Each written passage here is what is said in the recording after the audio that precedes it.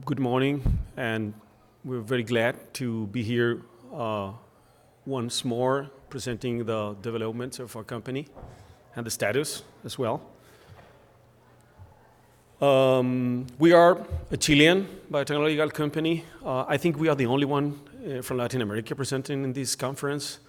And we are funded in 2010, and we are engaged in research and development of cell therapies in the field of regenerative medicine. Our mission is basically to research and develop, as well as commercialize, our innovative cell therapies based on high standards and focus on improve the quality of life of patients. Briefly, just to show a little bit of figures and facts of our company, Cell4Cells it's 100% private. We were funded in 2010, as I already mentioned. In 3 rounds, we have raised 20 million since 2010 until now. We are 30 people, about a third with a Ph.D. We are 50%, I think, are women. We have 14 inventions. This is a major asset. We are an R&D company. We have 37 international patent applications. We have 2 granted patents already in Europe. We have, I would say, the best GMP facility in whole Latin America, as far as we know. It's about 4,000 square feet. This includes the GMP as well as our research labs. We are GMP compliant. We have also quality management standards certified. And in terms of clinical developments, we have done so far 5 clinical trials, phase 1, 2, all in Chile. We have already 3 commercial products that are commercialized in Latin America, Chile and Peru so far. This is mainly because in Latin America, as you may know, we don't have regulatory framework for advanced therapies, so we can go to commercialization faster than here in the US. We have about 500 patients treated so far. And I would like to include in this presentation not only the cell therapy, which is the main core business of our company, but also complementary technologies that we are developing. In this case, or for this presentation specifically, I will just mention one, which is our vascular graft that we are developing. We just recently published in Nature Communications these vascular grafts, which are able to replace small diameter blood vessels. Basically, they mimic the mechanical properties of human arteries, depending on the layers and the angle of the fibers where they are produced. We have the intellectual property rights of this, and we're currently doing large animal models. So this is still far from clinical use, but it's interesting to mention here. So briefly, our main focus is on mesenchymal stem cell therapy, allogeneic. All our therapies are allogeneic. As I told you, we have 3 commercial products. But in this presentation, I would like to highlight our CellStem OA, which is a allogeneic cell therapy for knee osteoarthritis. And also a new product that we're developing, and we're doing a phase 2 clinical trial in Chile, which is our CellStem, but in a hydrogel, which is for ankle osteochondral defect. This one, I'll also mention it briefly. The osteochondral defect, particularly of the ankle, has particular requirements because the cartilage in the ankle has specific mechanical properties that are different from other cartilages. So most of the osteochondral defect developments that are so far do not meet the mechanical requirements of the ankle. What we have developed is our allogeneic mesenchymal stem cells packed in a hydrogel and that can be used for arthroscopic interventions. And basically, that's how it looks like if you put it in a petri dish. It's a sort of a gel with the syringe shape that you can model. It's also sticky. You can put it in the osteochondral defect. And how it works, basically, as in a normal surgery, you can localize the ankle osteochondral defect. You have to do the debridement and the microfracture. And after that, you can, to the arthroscopic tunnel, you can include our CellStem hydrogel and place it on top of the osteochondral defect for regeneration. It sticks there and we are now following up the patients for the regeneration of this application. So it's in a phase 2 clinical trial right now going on. It's 70 patients, 2 arms of 35 patients each. So as I mentioned initially, we have 3 commercial products in Latin America. Our product for knee osteoarthritis, allogeneic mesenchymal stem cells. We have a product for chronic heart failure. It was early developed. We have a phase 1/2 randomized, double-blind, placebo-controlled clinical trial that was published in Circulation Research in 2017. But that's not something we're focused on right now. And we have a third product, which is for dental pulp regeneration. We just finished last year the phase 1/2 clinical trial, so we haven't published that yet. But I would like to focus on the knee osteoarthritis one. So as you may know, knee osteoarthritis is a major prevalence disease in the world. It's mainly caused by chronic inflammation of joints. It's related mainly to cartilage damage. I just mentioned that at least in the US, there's a 50 million symptomatic patients. And in Latin America, it's about 100 million. So that generates a huge market, as you may know. I just mentioned some figures of the market size in the USA, Canada, Mexico, and Brazil. So what we have developed? We have developed our cell therapy, which is Celistem, in this case OA for osteoarthritis. It's based on a subpopulation of umbilical cord tissue mesenchymal stem cells with unique characteristics for treatment of the osteoarthritis and is protected under international patent application. At the bottom, you can see how it looks like. It looks like a pre-filled syringe as the hyaluronic acid or other products that are available for knee osteoarthritis. We have had a couple pre-IND meetings with the FDA.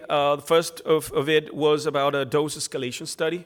So we started a dose escalation study with 220 and 80 million. It's intraarticular injection of the same product. And we did a follow-up of 6 months within these 3 arms, each arm with 8 patients. The preliminary, or the results, about this in terms of safety is that the adverse effect of the 80 millions is higher than the 2 and the 20, while the symptomatic effects in terms of pain release and symptomatic improvement are more or less similar between the groups. So we decided to, basically, as I conclude in the red box, is that the high dose has a higher adverse effect, which means transient synovitis after administration. That's all the adverse effects we have seen in the 6 months follow-up. And the 2 and 20 millions have similar effects on symptomatic effects. We have done also a phase 1/2 clinical trials with the 20 million intraarticular infiltration. That was published it started in 2015, ends in 2017. It was published by the end of last year. And the results were from a double-blind, or in this case, triple-blind, because also the patient, the MD, plus the radiologist that look at the images were all blind for the analysis. Was randomized, I told you already. Active component control was against hyaluronic acid. And we did a 1-year follow-up of these patients. The results of these clinical trials are summarized in this graph. Basically, what we see is that after 1 year of administration, we see more than 80% of pain reduction, almost 85% of function improvement, and most important and interesting, 100% of the patients were responsive to the therapy. This, compared to the hyaluronic acid, which shows, as you can see in the graph, in the gray bars, an effect which is pretty close to placebo. Moreover, we finished this study in 2017, and we start, based on the regulatory framework we have locally, start commercializing this therapy. You can see on the left-hand graph the follow-up or the number of patients we have treated. In blue are the ones from the clinical trial. I already told you started in 2015, ended in 2017 because of the 1-year follow-up. But soon after that, we start commercializing based on the safety of the product and the preliminary efficacy that we found. And we have about 250 patients treated by 2018.